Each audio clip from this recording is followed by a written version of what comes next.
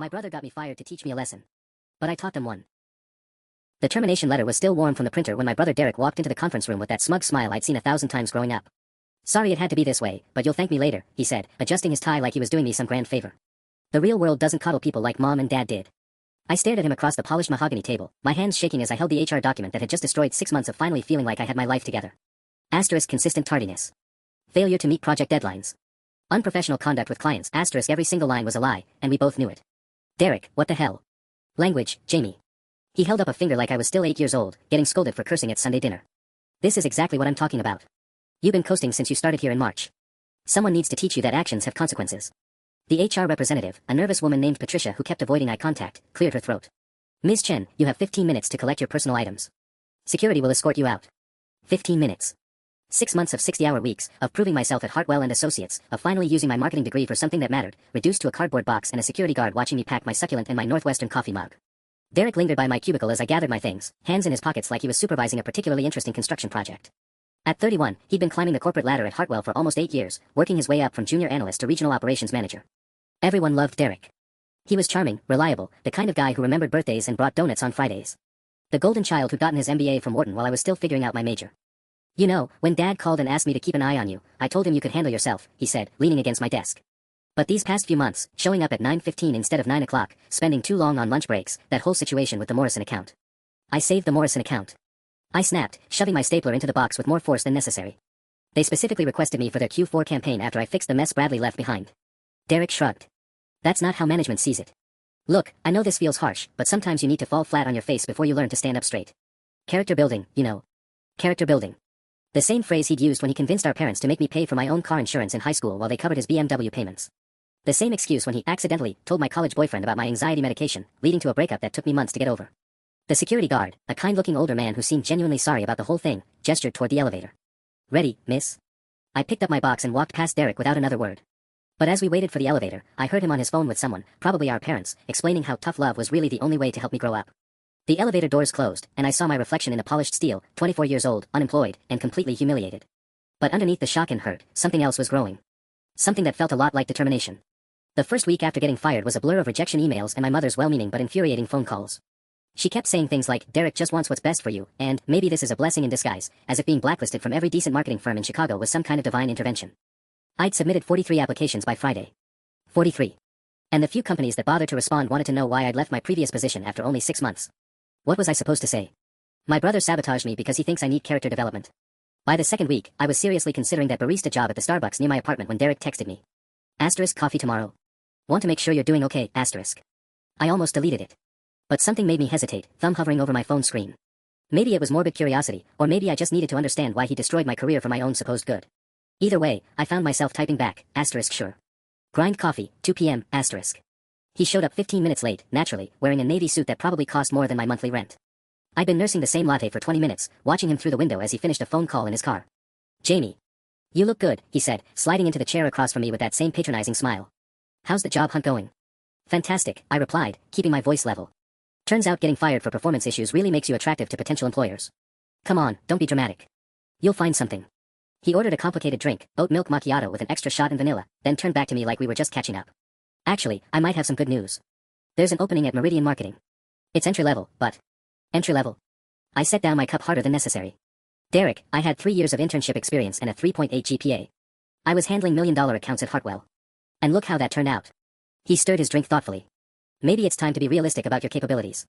Start from the bottom, work your way up the right way." The right way. As if there was something fundamentally wrong with how I'd been approaching my entire career. I watched him check his Rolex, the one our parents bought him for graduating business school, and felt that familiar childhood rage bubbling up. "You know what's funny?" I said, leaning back in my chair. "I was actually grateful when you got me the interview at Hartwell. Thought my big brother was finally looking out for me.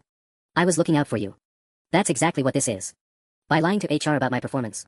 Derek's expression didn't change, but something flickered behind his eyes. I reported what I observed. If you perceived it differently, well, that's part of the problem. Perceived it differently, like my own reality was somehow flawed. He left 40 minutes later, after giving me a lecture about taking responsibility and a business card for some recruiter who specialized in career transitions. I sat there long after he was gone, staring at the card and thinking about perception versus reality. That's when I remembered something from my last day at Hartwell. Derek on his phone, talking about quarterly reports and vendor payments. Something about invoices that needed to be processed before the audit next month. I pulled out my laptop and started searching for Hartwell's public financial records. It was probably nothing, but I had plenty of time on my hands now.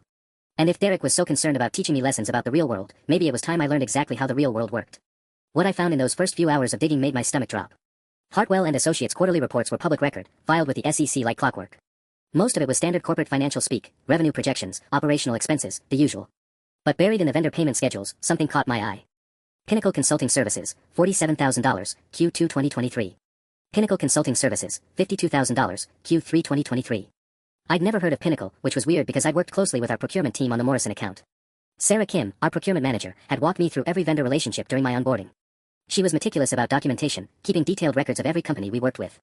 A quick Google search for Pinnacle Consulting Services turned up exactly nothing. No website, no LinkedIn presence, no business registration I could find.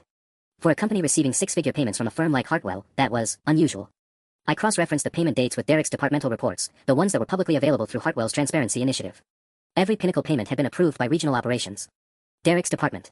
My hands were actually shaking as I opened a new browser tab and searched Illinois business registration records. You could look up any legitimate business for free through the Secretary of State's website. I typed in Pinnacle Consulting Services and held my breath. No results found. I tried variations. Pinnacle Consulting. Pinnacle Business Services. Pinnacle Solutions. Nothing. Either this company didn't exist, or it was registered under a completely different name. The coffee shop was getting crowded, afternoon rush bringing in a steady stream of customers, but I barely noticed. I was deep in a rabbit hole now, cross-referencing payment schedules with departmental budgets, looking for patterns. There were more. Summit Advisory Group, $38,000 in Q1, $41,000 in Q2. Vertex Business Solutions, $29,000 in Q3.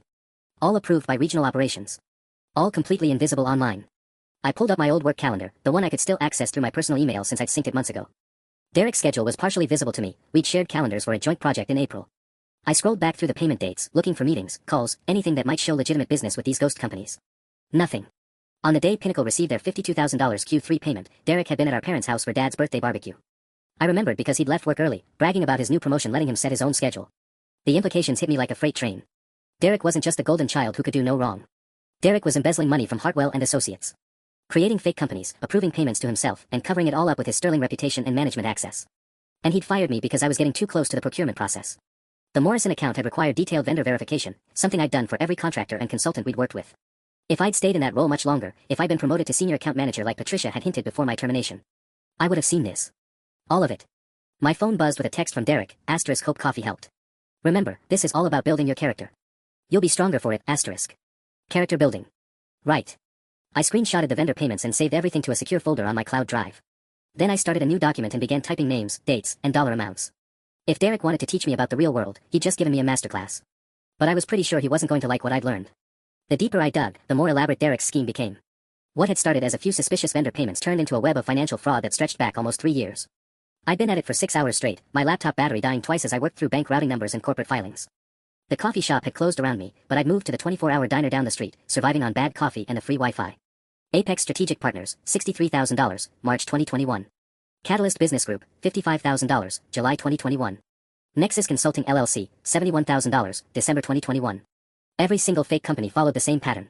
Professional-sounding names that meant absolutely nothing.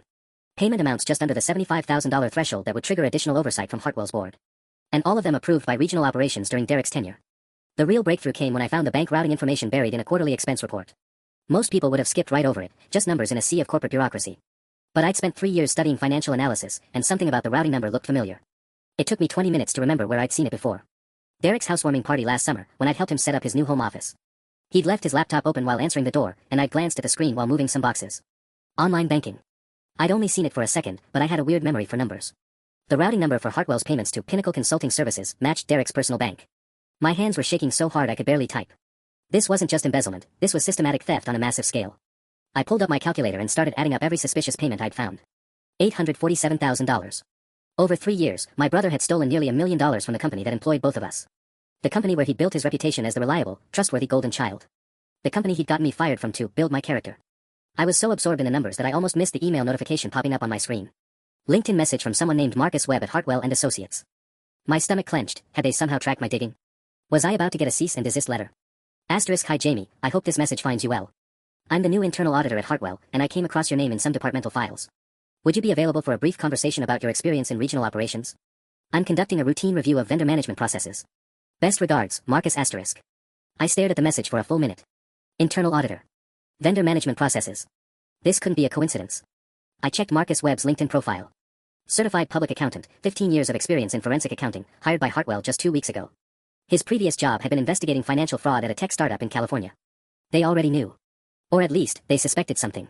The smart thing would have been to respond immediately, to hand over everything I'd found and let the professionals handle it. Derek would face justice, I'd be vindicated, and maybe I could even get my job back. But as I sat there in that fluorescent-lit diner at 2 a.m., staring at Marcus Webb's message in my spreadsheet of Derek's crimes, a different idea started forming. Derek had taught me that actions have consequences. That sometimes you need to fall flat on your face before you learn to stand up straight. Character building. What if I built some character of my own?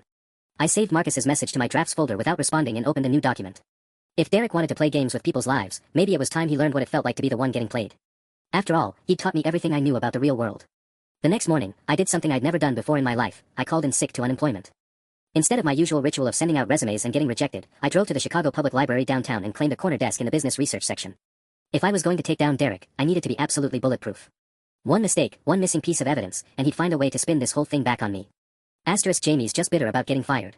She's making things up for revenge, asterisk I could already hear him saying it. I started with the basics, Illinois corporate law, embezzlement statutes, whistleblower protections. The legal research databases were free with a library card, and I had nothing but time. By noon, I understood exactly what Derek had done wrong and what I needed to prove it. The fake companies were textbook shell corporations. Derek had been smart enough to register them in Delaware, where business filings were more private, but stupid enough to use the same registered agent for all of them. A company called Midwest Corporate Services that specialized in helping people create anonymous LLCs for $200 each. I printed out everything. Bank routing records, corporate filings, payment schedules, email timestamps. The librarian probably thought I was writing a dissertation on financial fraud. In a way, I guess I was. Around 3 p.m., my phone rang. Mom. Jamie, honey, I just talked to Derek. He says you seemed upset yesterday, and he's worried you're not handling the job situation well. I almost laughed. I'm handling it fine, Mom. He mentioned you might be having some financial difficulties. He wanted me to ask if you needed help with rent this month. The patronizing concern in her voice made my teeth clench. Derek was already setting up the narrative, poor Jamie, struggling to make ends meet, probably desperate enough to make up stories about her successful older brother. That's very thoughtful of him, I said, keeping my voice steady. But I'm managing okay. Well, you know we're proud of you for taking this setback so maturely. Derek said you're really growing from this experience. Growing, like I was some kind of houseplant that needed better lighting. After I hung up, I sat there staring at my stack of evidence and feeling the weight of what I was about to do. This wasn't just about getting Derek in trouble, this would destroy him completely. His career, his reputation, possibly his marriage to Sarah. Their 2-year-old daughter would grow up knowing her father was a criminal. But then I remembered sitting in that conference room, watching him smile while my world fell apart. You'll thank me later, the absolute certainty in his voice that he was doing me a favor by ruining my life. I pulled out my laptop and started typing a response to Marcus Webb. Asterisk hi Marcus, thank you for reaching out. I'd be very interested in discussing vendor management processes with you. I actually have some concerns about irregularities I noticed during my time in regional operations. Would you be available to meet this week? I have documentation that might be relevant to your review. Best, Jamie asterisk. I read it 3 times before hitting send. Once that email left my outbox, there was no going back. Derek would find out eventually that I'd been the one who brought down his house of cards. My phone buzzed with Marcus's reply less than 10 minutes later. Asterisk Jamie, that's exactly the kind of information I'm looking for. Can you meet tomorrow at 10 a.m.? There's a coffee shop called Grind on State Street that should be private enough for our conversation. I'm very interested in what you've discovered. Marcus asterisk. The same coffee shop where Derek had lectured me about being realistic about my capabilities. The irony was almost perfect. I spent the rest of the afternoon organizing my evidence into a presentation that would make Derek's theft impossible to deny.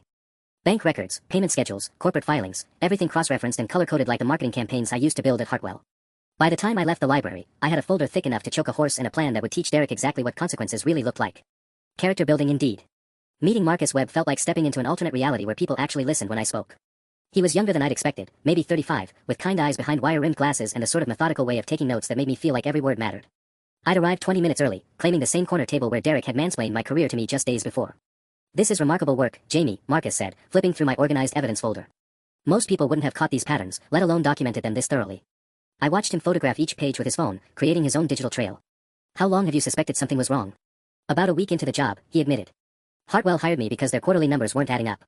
Nothing dramatic, just consistent discrepancies in vendor payments that kept flying under the radar. But when I started digging into regional operations, he gestured at my folder. Your brother's department has approved over $2 million in vendor payments in the past 3 years. Problem is, I can only verify legitimate services for about 60% of that. $2 million. My stomach dropped. I'd only found the tip of the iceberg. There's something else, Marcus continued, lowering his voice even though the coffee shop was nearly empty. Derek's not the only one involved. I've been tracking payment approvals, and there's a pattern of secondary authorization from someone in finance. A manager named Bradley Hutchins. Bradley. The same Bradley whose Morrison account mess I'd cleaned up. The one who'd left Hartwell abruptly in August, right before I started noticing irregularities in our vendor verification process. Bradley quit, though, I said. He's been gone for months. He quit 3 days after I was hired. Marcus pulled out his own laptop and showed me a payment schedule. Look at this. Every fake vendor payment required 2 management signatures, regional operations and finance. Derek and Bradley had been working together, but when Hartwell brought in a forensic accountant, Bradley ran. I felt pieces clicking into place. And Derek was left holding the bag alone. Exactly. Which might explain why your termination happened when it did. Marcus looked at me seriously. Jamie, I need to ask you something, and I want you to be completely honest. Did you ever suspect anything while you were working there? The question I've been dreading. Because the truth was, I had noticed things. Small inconsistencies in vendor documentation. Invoices that didn't quite match the services provided. Derek's insistence on handling certain client relationships personally, without the usual team involvement. But I'd rationalized it all away. He was management, he knew things I didn't. He had relationships with vendors that went back years. I'd been the new hire, the little sister who should be grateful for the opportunity and not ask too many questions. I think I was starting to notice, I admitted. The Morrison account required me to verify every vendor relationship, cross-reference invoices with actual services. If I'd stayed in that role, you would have found what you found this week, but from the inside. Marcus nodded grimly. Derek couldn't risk that. Especially not with an internal audit coming. My phone buzzed with a text from Derek. Asterisk had lunch with the hiring manager at Meridian Marketing. Told her great things about you. Interview set for Friday at 2, asterisk. Even now, even while his world was about to collapse, he was still playing the role of helpful big brother. Still managing my life, controlling the narrative, making sure I stayed grateful and dependent. There's one more thing, Marcus said quietly. I'm going to need you to wear a wire. The words hit me like ice water. A wire? Marcus nodded, his expression deadly serious. Derek's smart, too smart to put anything incriminating in writing. But if he thinks you're grateful for his lesson and looking for guidance, he might talk. We need him to admit what he did, on record. My hands were shaking again, the same way they had in that conference room 2 weeks ago. But this time it wasn't from shock, it was from the realization of what Marcus was asking me to do. You want me to trick my own brother into confessing to embezzlement. I want you to give him the opportunity to tell the truth. Marcus leaned forward, his voice gentle but insistent. Jamie, without Bradley's cooperation, and he's lawyered up and won't talk, Derek is going to try to pin everything on his former partner. He'll claim he was duped, that he trusted the wrong person, that he's as much a victim as Hartwell is. I thought about Derek's performance in the coffee shop, the way he'd seamlessly shifted between concern and condescension. He'd been practicing manipulation his whole life. Of course he'd have a story ready. The documentary evidence is solid, Marcus continued, but it's not bulletproof. A good lawyer could argue that Derek was just following Bradley's recommendations, that he didn't know the companies were fake. But if we have him on tape admitting to creating the shell corporations, admitting he knew exactly what was happening. Game over, I finished. Game over. I stared at my evidence folder, thinking about the $847,000 I'd documented. The money Derek had stolen while lecturing me about work ethic and responsibility. The career he destroyed to cover his own crimes. What exactly would I have to do? Marcus pulled a small device from his briefcase, sleek, black, about the size of a thumb drive. This is a digital recorder with a 12-hour battery. FBI-grade audio quality, completely undetectable. You'd wear it during a conversation with Derek, try to get him talking about the vendor payments. And if he doesn't confess? If he's too careful? Then we proceed with what we have, and hope it's enough. Marcus's expression darkened. But I should warn you, if Derek suspects anything, if he thinks you're working with us, he'll try to discredit you. He'll make this about a bitter ex-employee seeking revenge. The bitter ex-employee angle. I could already see how that would play out. Derek, devastated and betrayed, standing in front of Hartwell's board explaining how his troubled younger sister had fabricated evidence to get back at him for her termination. How she'd always been jealous of his success, unstable since college, prone to wild accusations when things didn't go her way. My parents would believe him. They always believed Derek. There's something else you should know, Marcus said quietly. The FBI is already involved. Financial crimes of this magnitude, we're legally required to report them to federal authorities. This investigation is going to happen whether you help us or not. But it'll be stronger with Derek's confession. Much stronger. And more importantly for you, it'll be undeniable that you were the victim here, not the perpetrator of some revenge scheme. I picked up the recording device, surprised by how light it was. Such a small thing to hold so much power. How long do I have to decide? Derek's scheduled for a routine meeting with finance tomorrow afternoon. Once that happens, once other people start asking questions about vendor payments, he's going to know something's up. If we're going to do this, it has to be tonight. Tonight. Less than 24 hours to decide whether I was ready to destroy my brother's life the same way he destroyed mine.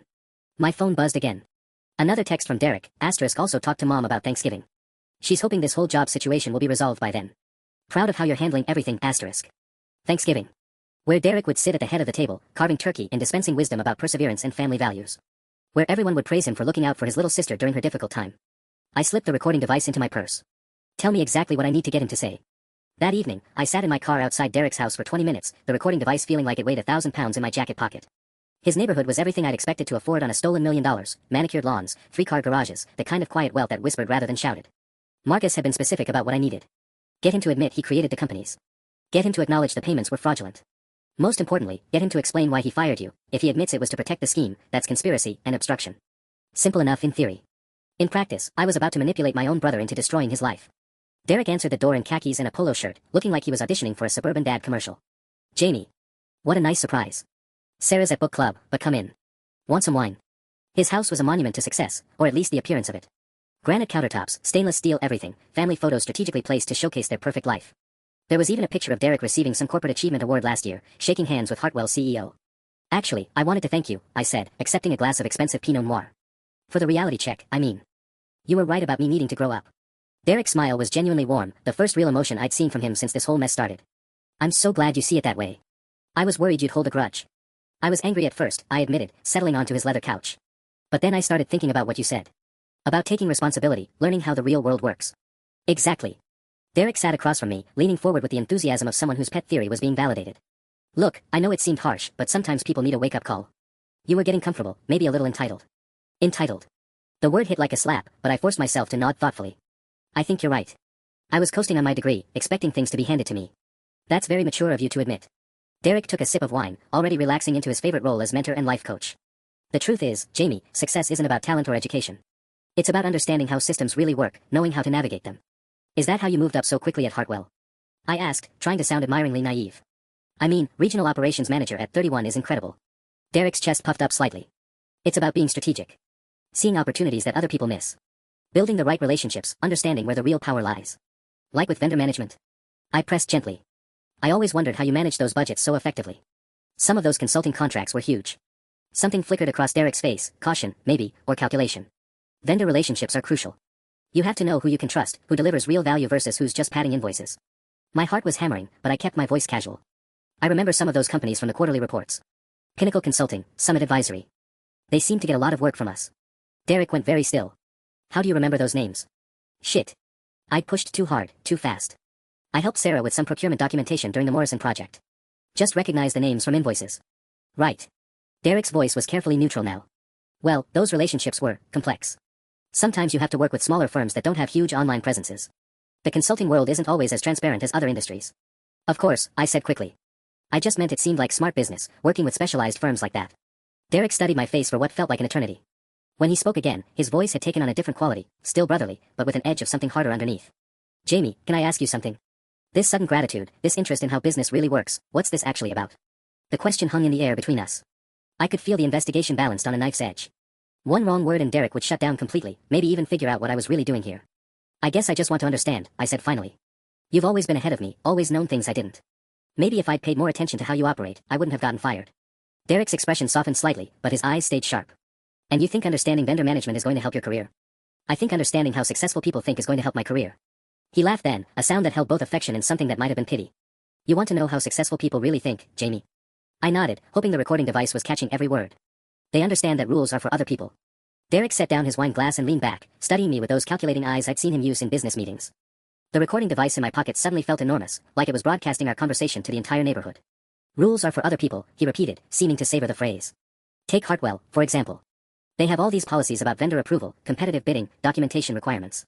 Page after page of bureaucratic nonsense designed by lawyers who've never actually had to deliver results. My mouth felt dry, but I forced myself to lean forward with interest. So how do you get around all that red tape? You don't get around it, Derek said with a smile that didn't reach his eyes. You use it. The more complex a system is, the more opportunities it creates for people who really understand how it works. He stood up and walked to his kitchen island, refilling his wine glass with deliberate movements. Let me give you a hypothetical example. Say you're managing vendor relationships for a major consulting firm. The approval process requires 2 signatures, regional operations and finance. Most people see that as a roadblock. But you saw it as something else. I prompted, my heart hammering against my ribs. I saw it as a partnership opportunity. Derek's voice had taken on the tone he used when explaining complex strategies to clients. What if you had someone in finance who understood that sometimes the best business opportunities don't come through traditional channels? Someone who could appreciate the value of flexibility. Bradley. He was talking about Bradley without saying his name. I gripped my wine glass tighter. That sounds like it could be really effective. It was. Derek caught himself immediately, his expression shifting. Would be, I mean. Hypothetically. But it was too late. The admission was already out there, captured on digital audio along with everything else he'd said. Derek seemed to realize his mistake because he went quiet for a long moment, studying my face again. You know, Jamie, I have to ask, why are you really here tonight?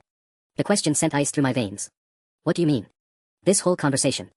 The sudden interest in business strategy, the specific questions about vendor management. It's not like you to be so.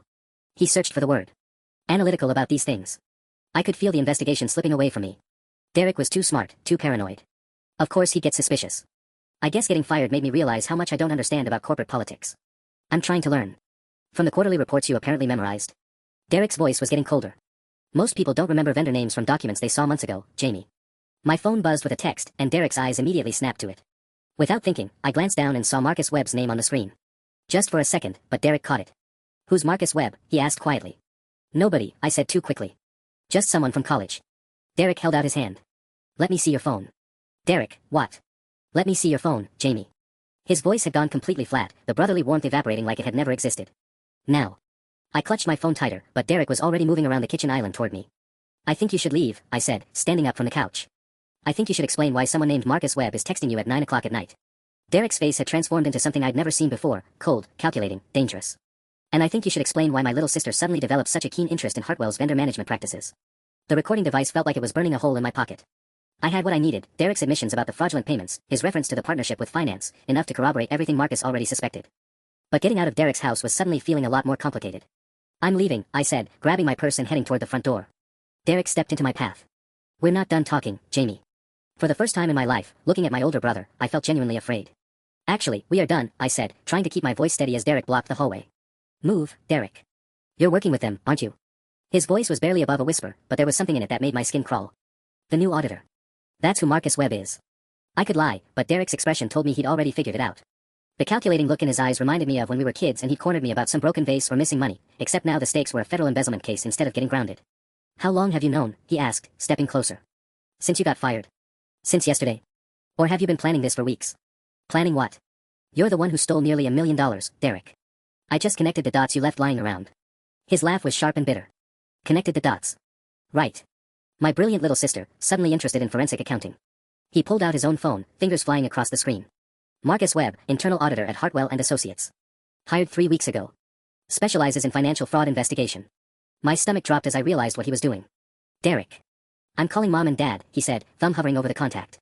Telling them their daughter is having some kind of breakdown. Making up wild conspiracy theories because she can't handle being fired. Maybe she needs professional help. They won't believe. They'll believe me.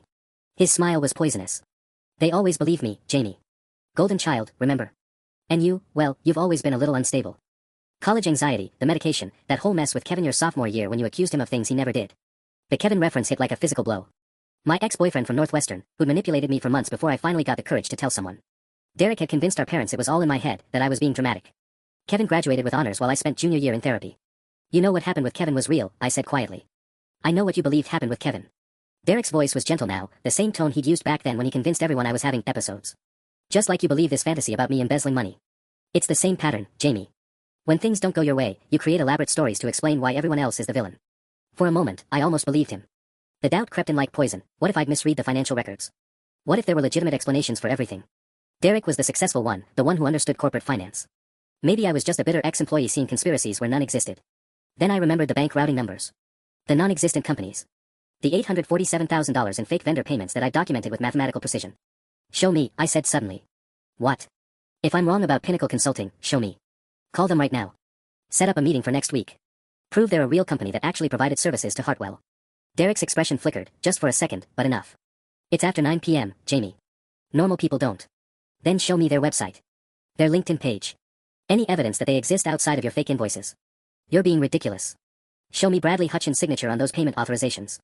The ones from after he quit in August but somehow kept approving vendor payments through October. Derek went completely still.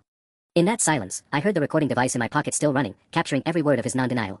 You have 15 seconds to get out of my way, I said, surprised by how calm I sounded. Or I'm calling 911 and telling them you're holding me against my will. Jamie. 10 seconds. Derek stepped aside, his face cycling through emotions I couldn't read.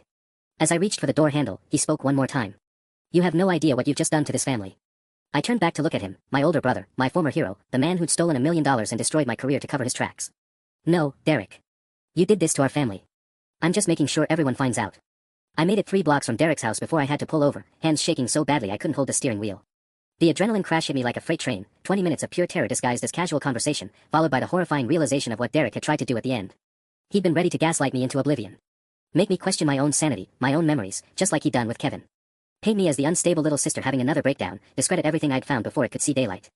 I fumbled for my phone and called Marcus. He answered on the first ring. Jamie. How did it go? I got it, I said, my voice cracking. All of it. He admitted to the partnership with Bradley, talked about the fake vendor approvals, even slipped and said it was instead of, it would be, when describing the scheme. That's incredible. Are you okay? You sound. He knows. The words tumbled out in a rush. About you, about the investigation. He figured it out and looked you up on his phone. Marcus, he was going to call my parents and tell them I'm having some kind of psychotic break. Silence on the other end. Then, where are you now? Parked outside a Walgreens on Maple Street. Maybe 10 minutes from his house. Stay there. I'm sending someone to pick up the recording device tonight. We can't risk Derek trying to intercept it somehow. The paranoia in Marcus's voice made my stomach clench. You think he'd actually? I think a man who's stolen $2 million and destroyed his sister's career to cover it up is capable of a lot of things. I heard typing in the background. Jamie, listen carefully. Derek's going to move fast now. He'll probably spend tonight destroying evidence, maybe transferring money, definitely calling a lawyer. By morning, he'll have a strategy. What kind of strategy? The kind where you're the villain. Marcus's voice was grim. He'll claim you fabricated evidence out of revenge for being fired. He'll say you're emotionally unstable, that you've done this kind of thing before. He'll make this about your credibility instead of his crimes. The Kevin situation all over again, but with federal charges at stake. So what do? We move faster.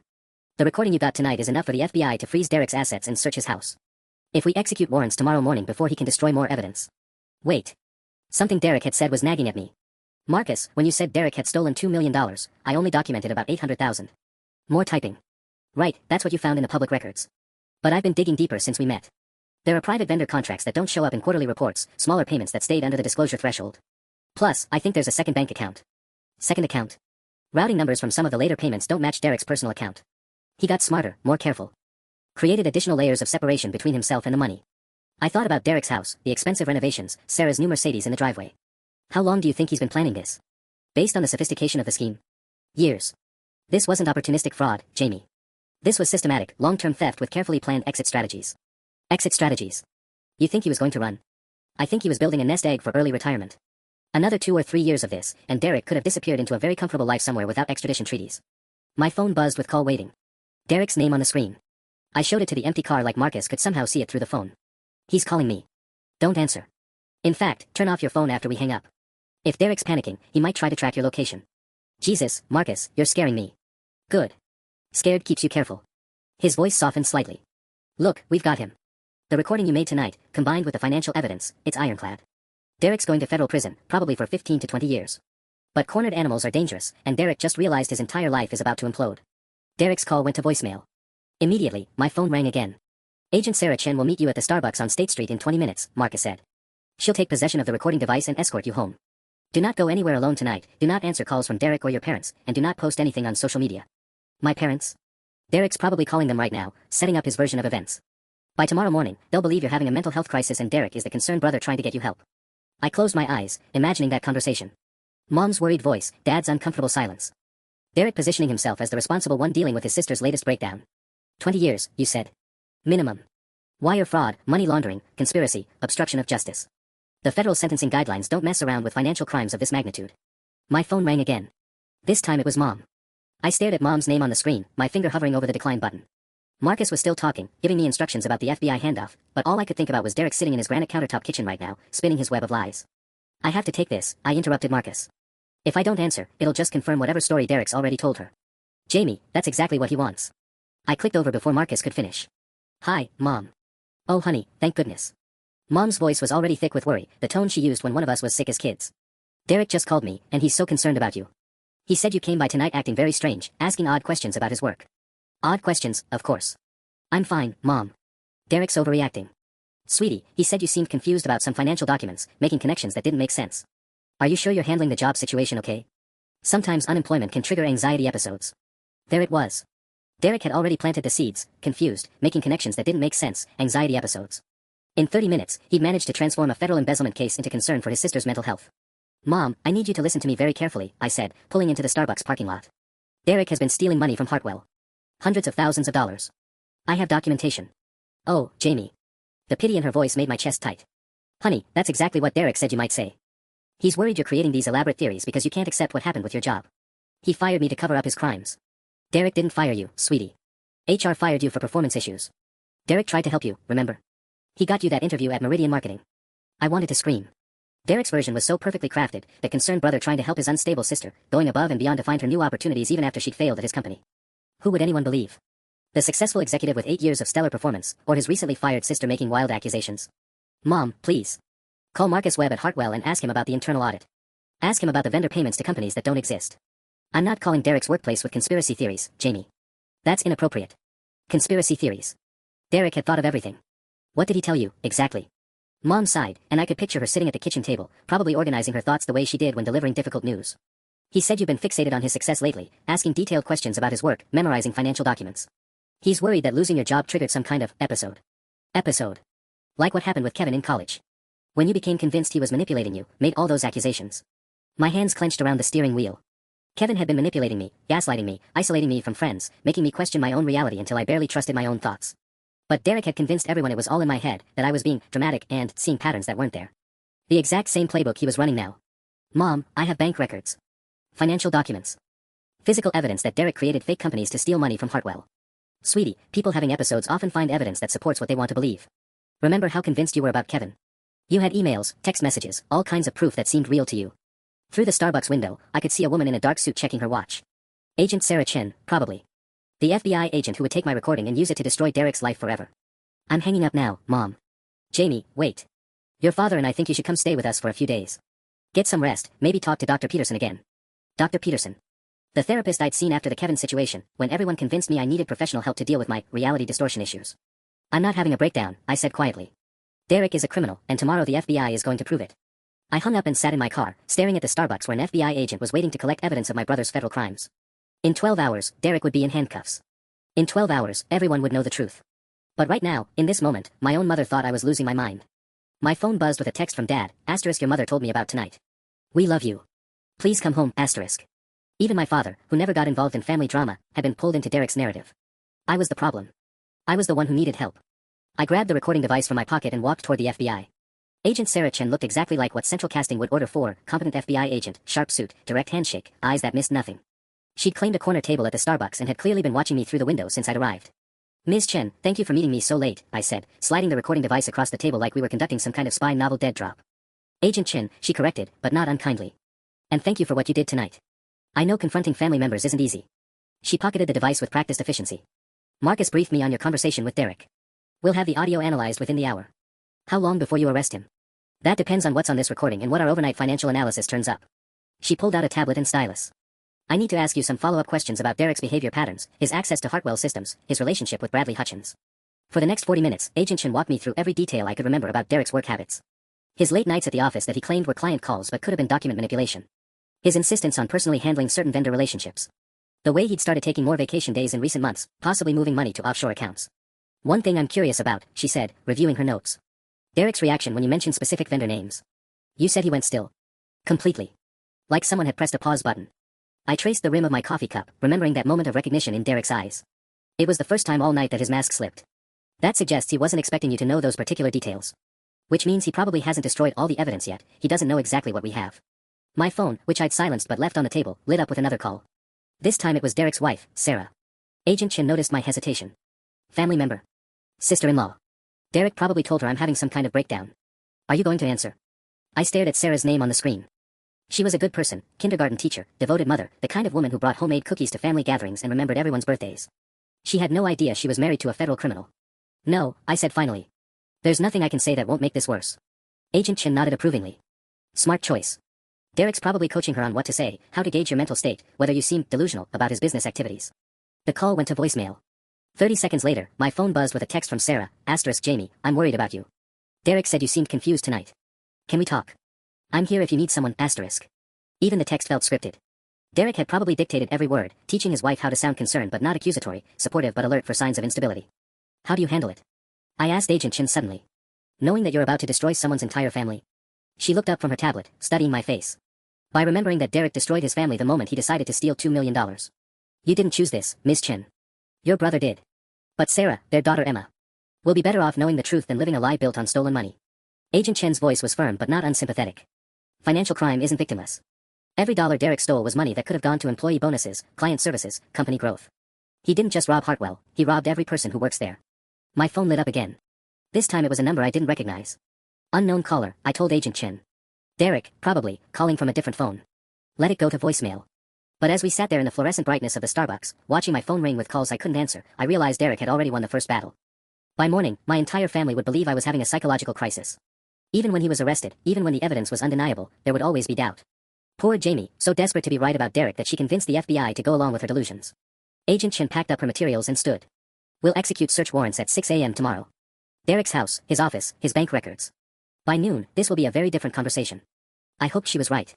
But as I drove home to my empty apartment, past Derek's neighborhood where he was probably spending the night moving money and deleting files, I couldn't shake the feeling that the real war was just beginning. The FBI raids happened exactly as Agent Chin promised, 6 a.m. sharp, multiple vehicles, enough federal agents to make Derek's manicured neighborhood look like a crime scene. I knew because I was parked across the street in my car, clutching a gas station coffee and watching my brother's perfect life implode in real time. Derek answered the door in his pajamas, and even from a distance I could see his face cycle through confusion, recognition, and finally resignation.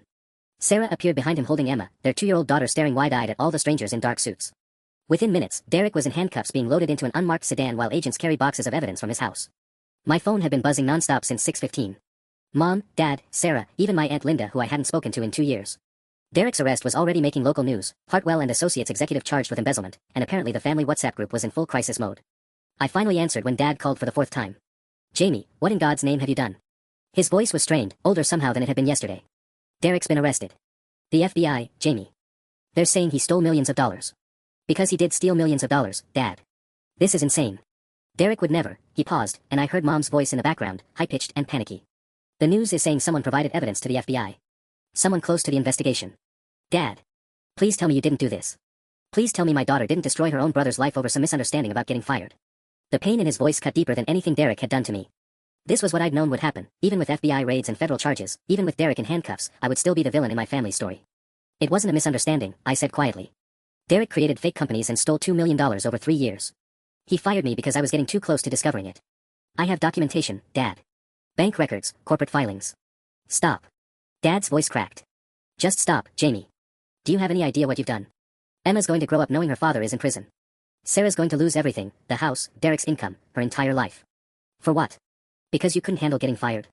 I watched as agents loaded Derek's computer equipment into evidence vehicles, each box representing another nail in his legal coffin. He did this to himself. No, you did this to him. You and whatever vendetta you've been nursing since you lost your job. Dad was crying now, trying to hide it but failing. Derek tried to help you, Jamie. He got you interviews, he tried to teach you about responsibility, and this is how you repay him. The line went dead. I sat there staring at my phone, watching my brother's house get systematically dismantled by federal agents, and realized that Agent Chen had been wrong about one thing. The evidence wouldn't speak for itself. The truth wouldn't automatically vindicate me. My family had chosen their side, and it wasn't mine. A knock on my car window made me jump. Agent Chen stood outside, holding a manila folder and looking grimmer than she had last night. I rolled down the window. Did you find everything you needed? We found more than we expected, she said, her voice carefully controlled. Jamie, we need to talk. Derek wasn't working alone, and the scheme was bigger than we thought. Much bigger. She handed me the folder. We also found evidence that suggests Derek's been planning this conversation for weeks. He knew we were closing in, and he had a strategy for when it happened. My hands shook as I opened the folder. Inside were printed emails, bank records, and what looked like a detailed psychological profile of someone, handwritten notes in Derek's familiar script analyzing behavioral patterns, trigger responses, family dynamics. The subject line on the first email made my blood turn to ice, Project Jamie, contingency planning. Derek hadn't just prepared for getting caught. He'd prepared for using me as his way out. The contents of Derek's Project Jamie folder read like a masterclass in psychological manipulation. Page after page of handwritten notes analyzing my personality, my vulnerabilities, my history with Kevin. He documented every family dinner conversation, every moment of self-doubt I'd shared, every anxiety attack from college. Jamie responds to authority figures dismissing her concerns by becoming more aggressive in her accusations, which makes her appear unstable to outside observers, one note read. Asterisk, family history of episodes can be leveraged to discredit any evidence she presents. Key is to position myself as the concerned brother trying to help. Asterisk. Another page detailed his contingency timeline, asterisk, if internal audit discovers vendor irregularities, fire J immediately. Claim performance issues. If J investigates independently, activate family intervention protocol. If J contacts authorities, implement mental health crisis narrative. Asterisk. Agent Chen watched me read, her expression carefully neutral. There's more. Derek's been moving money to offshore accounts in the Cayman Islands since August, right after Bradley Hutchins quit. He wasn't planning to run because he got caught. He was planning to run because the scheme had reached its endpoint. How much? I asked, though I wasn't sure I wanted to know. $4.7 million. Agent Chen pulled up photos on her tablet. He would have been gone by Christmas, probably with some story about taking a sabbatical or accepting a position overseas. Sarah and Emma would have been left behind to face the consequences. I stared at Derek's handwriting, his careful analysis of how to destroy my credibility and gaslight our entire family. The level of premeditation was breathtaking. This wasn't opportunistic theft, this was a 4-year plan that treated everyone he claimed to love as disposable assets. My phone rang. Mom again. Answer it, Agent Chen said. It's time your family heard the truth. Mom, I said, accepting the call and putting it on speaker.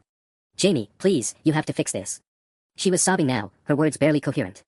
Derek's lawyer says he might get 20 years. 20 years, Jamie. Please tell the FBI you made a mistake, that you misunderstood what you saw. Mom, stop. I looked at Agent Chen, who nodded encouragingly. Derek didn't just steal money from Hartwell. He was planning to abandon Sarah and Emma. He has offshore bank accounts with nearly $5 million that he was going to take and disappear. That's not, Derek would never leave his family. He wrote it all down, Mom. His exit strategy, his timeline, his analysis of how to manipulate all of us if he got caught. He's been planning this for years. Agent Shin held up her tablet, showing me a screenshot of Derek's final notes, asterisk, if all else fails, let Jamie take the blame for family destruction. She'll carry that guilt forever, which serves her right for interfering. Asterisk. The line went quiet except for Mom's ragged breathing. We're emailing you copies of everything, Agent Shin said, speaking toward my phone. Bank records, the offshore accounts, Derek's own handwritten plans. Mrs. Chen, your son is a sophisticated criminal who was prepared to destroy everyone who got in his way, including Jamie. When Mom finally spoke again, her voice was barely a whisper. Jamie. I'm so sorry. We should have believed you.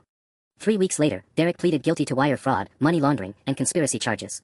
22 years in federal prison, full restitution to Hartwell and Associates, and forfeiture of all assets including the Cayman Islands accounts. Sarah filed for divorce the same day. Marcus Webb offered me Derek's old position at Hartwell, regional operations manager, with a 50% salary increase and a formal apology from the board of directors. But I turned it down.